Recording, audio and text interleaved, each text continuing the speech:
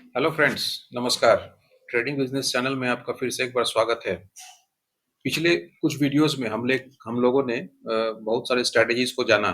इसमें कभी करीब करीब करीब आप लोगों ने 6 स्ट्रैटेजीज को आप जान चुके होंगे। अगर आप मेरे वीडियो को फॉलो कर रहे हैं और प्रॉपर्ली देख रहे होंगे, तो अभी तक आप लोगों ने 6 स्ट्रैटेजी को जान चुके हैं।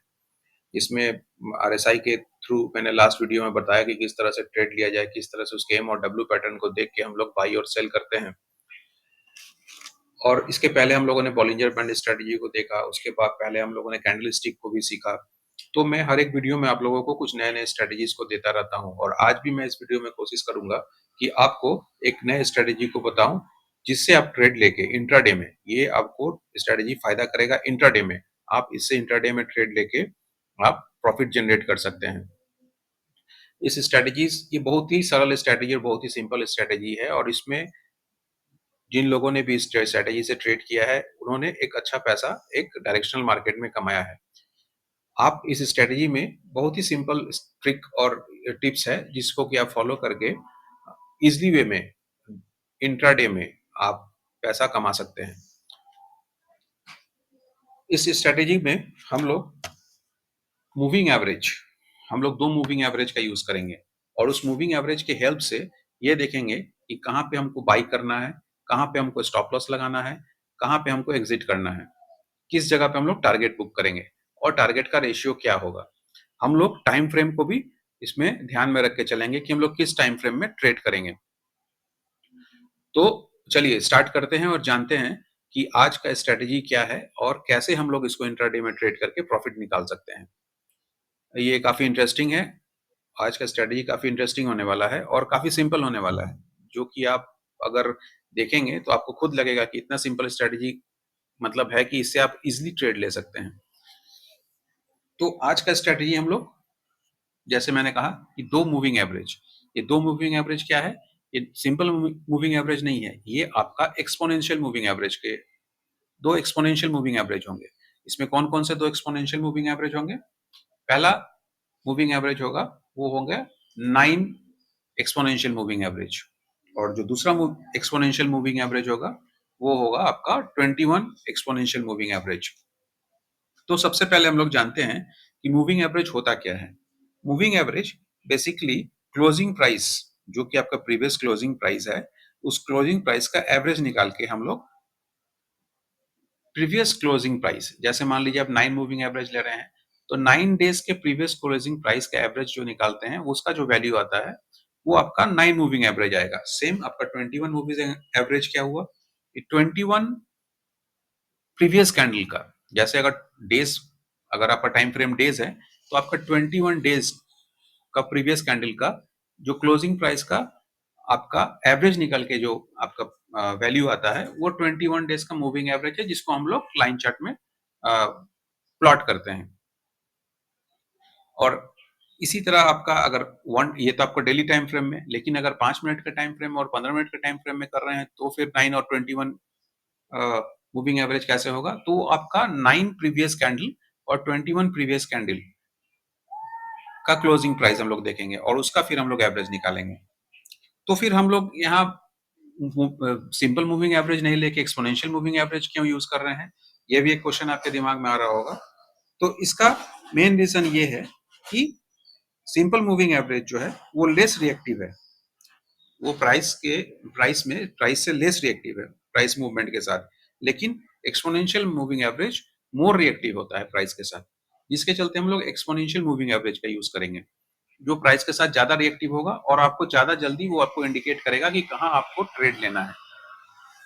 सिंपल मूविंग एवरेज थोड़ा लेस रिएक्टिव है, ये लैगिंग होता है, और एक्सपोनेंशियल मूविंग एवरेज थोड़ा फास्ट होता है, यानी मोर रिएक्टिव रहता है। तो मूविंग एवरेज ही क्यों, क्यों नहीं हम लोग दूसरा यूज कर रहे हैं, मूविंग एवरेज ही क्यों ले रहे हैं? मूविंग एवरेज इसलिए ले रहे हैं क्योंकि इनिशियल बिगिनिंग स्टेज में भी आपको और बाद में भी, ये देखिएगा, आपका प्रो ट्रेडर्स भी जो होते हैं, जो काफी दिन से ट्रेड कर रहे हैं, मूविंग एवरेज को ज्यादा यूज करते हैं। क्यों? क्योंकि ये आपका डायरेक्शनल भी, आपको डायरेक्शन भी दिखाता है, यानी ये डायरेक्शनल भी रहता है, और इसमें आपका डायनेमिक सपोर्ट रेजिस्टेंस भी पता चलता है। वो भी हम लोग देखेंगे किस तरह से ये डायरेक्शनल है और किस तरह से हम लोग इसमें डायनेमिक सपोर्ट रेजिस्टेंस देखते हैं, इसको भी हम लोग आज सीखेंगे। तो मूविंग एवरेज डायरेक्शनल होता है और डायनामिक सपोर्ट रेजिस्टेंस आपका इसमें पता चलता है। तो डायरेक्शनल का कहने का मतलब है कि मार्केट जो अप ट्रेंड में है, तो मूविंग एवरेज क्या होगा? अप ट्रेंड में रहेगा, और मार्केट अगर डाउन ट्रेंड में यानी फॉलिंग है तो मूविंग एवरेज डाउन ट्रेंड में रहेगा। जब मूविंग एवरेज फ्लैट होता है, जब मार्केट फ्लैट होगा तो देखिएगा मूविंग एवरेज भी आपका फ्लैट है। तो इसमें क्या पता चल रहा है कि मूविंग एवरेज डायरेक्शनल से पता चल रहा है। तो चलिए इसको पहले हम देखते हैं कि मूविंग एवरेज किस तरह से डायरेक्शनल होता है और किस तरह से ये फ्लैट। पहले तो हम लोग इसको लगाना सीखेंगे कि कैसे इसको लगाया जाता है। तो देखिए पहले आप इंडिकेटर में जाइएगा। इंडिकेटर में जाने के बाद यहाँ पे आपका मूविंग एवरेज एक्सपोनेंशियल रहेगा, इसको क्लिक करिएगा। इसको क्लिक करने के साथ आपका मूविंग एवरेज एक्सपोनेंशियल से मेरा यहाँ पे लगा हुआ है, इसको ऑफ किए हुए हैं, तो ये आप ऑन कर लेते हैं। तो आप यहाँ पे देख पा रहे होंगे, दो दिख रहा होगा, ये एक ग्रीन लाइन दिख रहा होगा और एक ये ब्लैक लाइन दिख रहा होगा। तो ग्रीन लाइन जो है ये आपका moving average exponential moving average 9 है, और ये ब्लैक लाइन जो आपको दिख रहा है ये एक्सपोनेंशियल मूविंग एवरेज 21 है। ठीक है। अब इसमें है कि डायरेक्शनल कैसे पता चलेगा? तो जैसे देखिए, जब ये जैसे ये देखिए यहाँ पे नीचे की ओर ये आ रहा है प्राइस, तो जब नीचे की ओर आ रहा है मूविंग एवरेज भी देखिए नीचे की ओर है, तो ये आपको डायरेक्शन को शो कर रहा है कि मार्केट फॉलिंग है यानी डाउन ट्रेंड में है। अब इसमें डायनेमिक सपोर्ट रेजिस्टेंस कौन सा है? तो डायनेमिक सपोर्ट रेजिस्टेंस देखने के लिए ये देखिए, जब ये प्राइस नीचे की ओर आया और फिर यहाँ पे इस मूविंग एवरेज पे, एक्सपोनेंशियल मूविंग एवरेज पे यहाँ पे ये एक सपोर्ट लिया, जैसे ये एक रेजिस्टेंस का काम किया, और यहाँ से फिर मार्केट नीचे की ओर फॉल किया।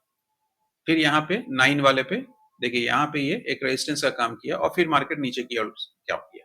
तो ये स्टैटिक नहीं है, ये डायनेमिक आपका सपोर्ट रेजिस्टेंस का काम कर रहा है, और हर डायनेमिक सपोर्ट रेजिस्टेंस आपके लिए क्या काम करेगा उस वो भी हम लोग आगे जानेंगे कि वो डायनेमिक सपोर्ट रेजिस्टेंस पे किस तरह से हम लोग ट्रेड लेंगे, वो भी हम लोग जानेंगे। तो मूविंग एवरेज हम लोग देख रहे हैं कि ये डायरेक्शन ही बता रहा है और डायनेमिक सपोर्ट रेजिस्टेंस का भी काम कर रहा है। अब 9 ईएमए और 21 ईएमए, इस दोनों को लगा के किस तरह से ट्रेड करेंगे ये हम लोग अब देखने की कोशिश करते हैं। तो इसमें हम लोग ट्रेड कब लेंगे? देखिए, जब मार्केट कंसोलिडेशन होता है, एक कंसोलिडेशन के बाद मार्केट वेदर अप ट्रेंड में मूव करेगा या डाउन ट्रेंड में मूव करेगा। ये मूविंग एवरेज आप तभी लगाइएगा जब मार्केट एक कंसोलिडेशन हो जा रहा हो और उसके बाद मार्केट अप ट्रेंड या डाउन ट्रेंड में की ओर मूव करता हो, उस समय ये आपका ज्यादा असर होगा, ज्यादा इसका इफेक्ट उस समय होगा। तो उस समय आप इसको यूज कर सकते हैं। तो कैसे इसको यूज करेंगे देखिए, तो अभी हम लोग एक नियर आज का इस 3-4 दिन का मार्केट को अगर हम देखें, तो ये आप देखिएगा 25 नवंबर, 25 नवंबर का ये मार्केट है। 25 नवंबर से लेके 27 नवंबर तक आप ये देख रहे होंगे कि मार्केट यहाँ पे एक कंसोलिडेशन में है, मार्केट कंसोलिडेशन में है। तो इसको चलिए देखते हैं किस तरह से कंसोलिडेशन में है। ये आपका ये एरिया को आप देखिए, इस एरिया में क्या दिख रहा है आपका, यहाँ तक ये मार्केट कंसोलिडेशन में है, और उसके बाद क्या किया मार्केट, एक बड़ा एक बिग कैंडल आया सेलिंग, और उसके बाद मार्केट नीचे की ओर आने लगा। तो आप यहाँ पे एक गौर कीजिएगा, यहाँ पे आप ध्यान से देखिए कि जब ये 9 मूविंग एवरेज, ये 9 मूविंग एवरेज 21 मूविंग एवरेज से नीचे की ओर आ रहा है, देखिए, देख रहे हैं। इसका हम आगे बताएंगे इसको इन डिटेल में। अभी आप बस इतना देखिए कि ये जब 9 मूविंग एवरेज ये 21 डे के नीचे आ रहा है, इस समय हम इसको सेल कर रहे हैं और ये नीचे की ओर जा रहा है, और तब तक हम होल्ड कर रहे हैं जब तक ये नीचे की ओर जाएगा। अब कहाँ तक ये जाना है, कितना प्रॉफिट लेना है और किस तरह से टारगेट बुक करना है, चलिए इसको हम लोग अब देखते हैं, अब जानते हैं। तो आप लोग को तो ये समझ में आ गया कि इसमें ट्रेड कब लेंगे, जब मार्केट कंसोलिडेशन हो रहा है। अगर 2-3 दिन 4 दिन मार्केट कंसोलिडेशन हो रहा है, उसके बाद आप मूविंग एवरेज आप प्लॉट करके रख रहे हैं चार्ट में, और जैसे ही देख रहे हैं कि 9 मूविंग एवरेज 21 मूविंग एवरेज के ऊपर या नीचे मूव कर रहा हो, तुरंत हम लोग वहां पे एंट्री लेंगे। कैसे लेंगे इसको जानते हैं। तो अभी जैसा हम लोग देख रहे थे, ये आपका सेलिंग का देख रहे थे। तो सेलिंग के इसमें क्या कंडीशन होगा कि सबसे पहले आपका टाइम फ्रेम, यहाँ पे सबसे पहले आपको टाइम फ्रेम भी देखना है, कौन से टाइम फ्रेम में करना है। आप ये जैसे आपका 15 मिनट का टाइम फ्रेम में आप देख रहे होंगे, तो आपको करना है इसको 5 मिनट का टाइम फ्रेम। आप 5 मिनट का टाइम फ्रेम में ट्रेड कीजिएगा इसमें। 9 और 21 मूविंग एवरेज को आप 5 मिनट के टाइम फ्रेम में ट्रेड कीजिएगा। ठीक है? तो टाइम फ्रेम आपको लिखना है 5 मिनट। पहला पॉइंट क्या होगा हम लोग का? टाइम फ्रेम हम लोग का होगा 5 मिनट्स। दूसरा हम लोग को क्या देखना है? जैसे मैंने कहा कि प्राइस कंसोलिडेशन देखना है। दूसरा क्या देखना है हम लोग को? प्राइस कंसोलिडेशन देखना है। प्राइस का कंसोलिडेशन होना ज़रूरी है। तीसरा हम लोग को क्या देखना है? Third point. Third point is very important.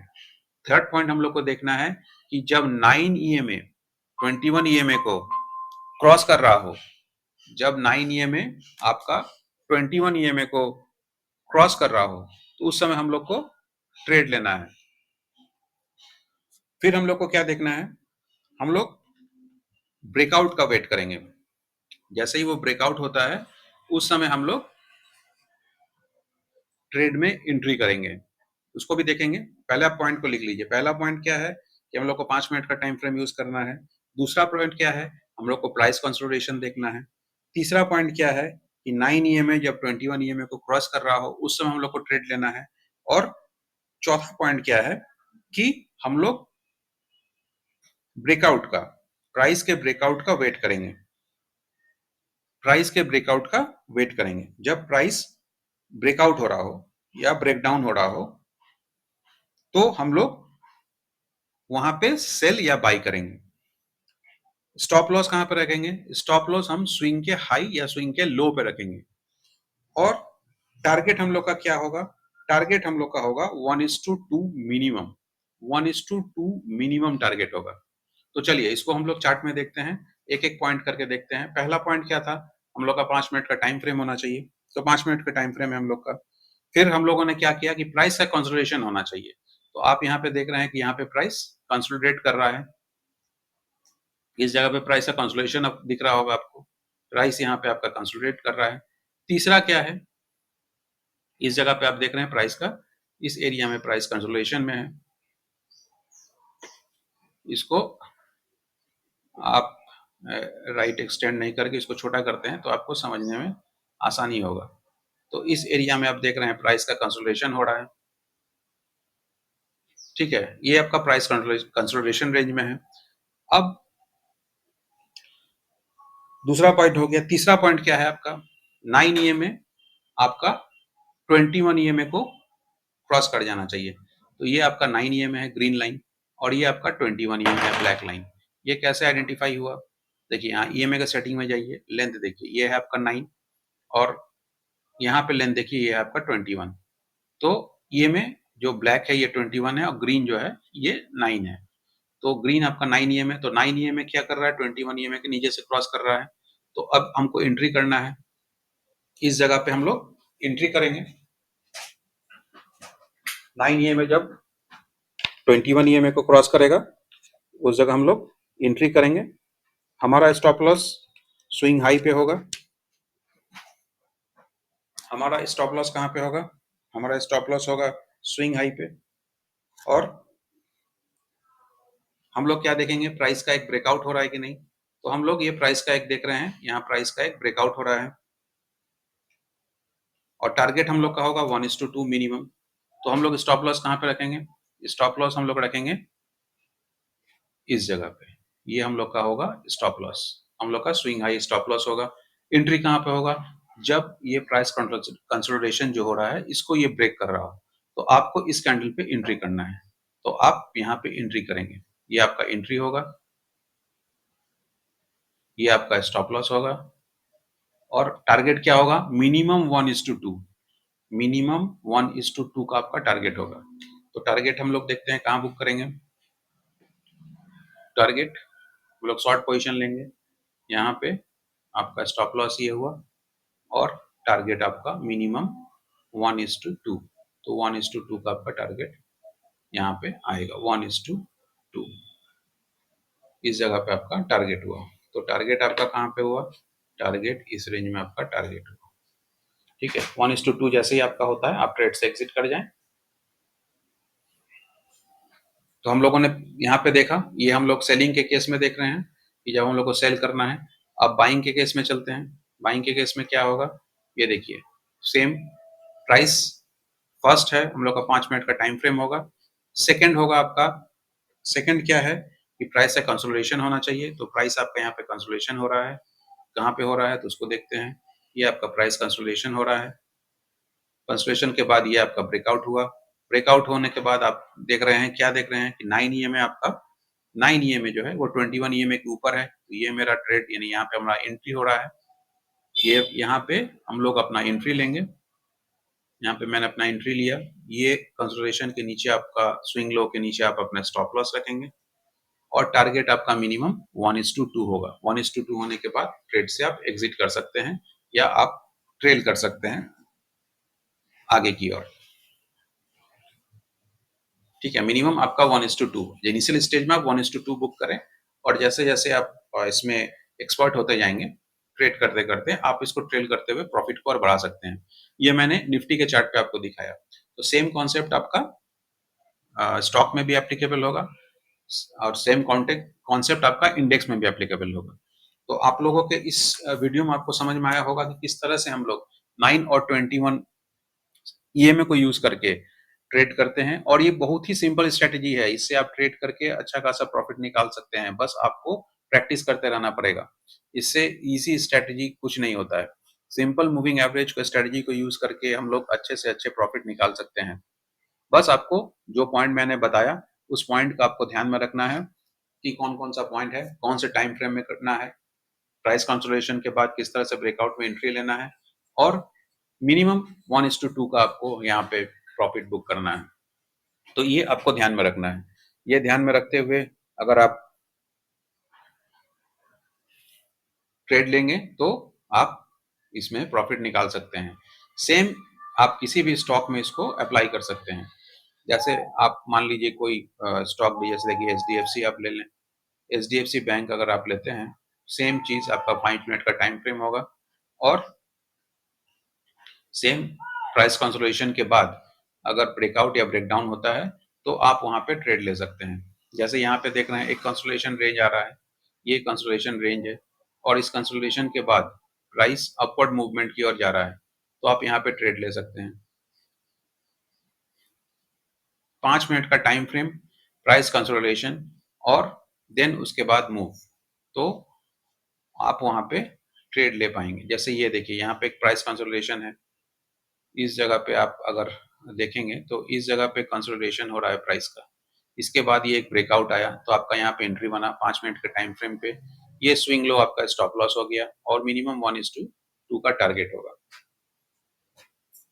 इस हिसाब से आप इसमें ट्रेड ले सकते हैं। यहाँ पे भी देखिए एक प्राइस का कंसोलिडेशन है। इस कंसोलिडेशन के बाद ये काफी बड़ा कंसोलिडेशन है। अगर आप इसको देखते हैं कि ये काफी बड़ा कंसोलिडेशन है।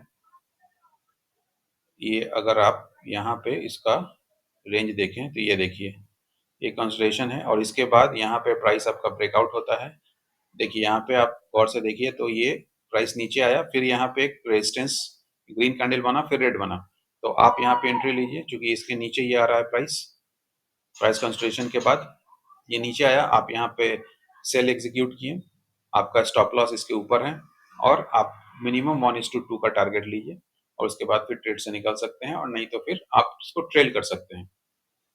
तो इस तरह से आप स्टॉक में भी कर सकते हैं। जैसे मैंने अभी आपको 2 एग्जांपल दिया, सिंपल एक एचडीएफसी बैंक और एक निफ्टी इंडेक्स में। तो आप लोगों ने देखा कि किस तरह से उसमें जस्ट हम लोग कुछ पॉइंट्स को फॉलो करके ट्रेड ले रहे हैं और ट्रेड में किस तरह से प्रॉफिट जनरेट कर रहे हैं। तो आशा करता हूँ ये वीडियो आपके लिए यूजफुल रहा होगा। आपको कोई समझने में दिक्कत हुआ हो या कोई तरह का क्वेरी हो तो जरूर आप कमेंट करके पूछिए क्वेश्चंस। मेरा मेल आईडी भी दिया रहता है, आप हमको डायरेक्ट मेल भी कर सकते हैं मेरे को। और अ, आप इसको अगर अच्छा लगता हो तो आप अपने जो भी ट्रेडिंग कम्युनिटी में आप लोगों के दोस्त हैं, जान पहचान है, उसको शेयर कीजिए ताकि उन लोगों को भी स्ट्रेटजी का बारे में पता चले, वो लोग भी यूज करके इनसे अपना डे टू डे प्रॉफिट निकाल सके। तो आज के लिए इस वीडियो में इतना ही। धन्यवाद।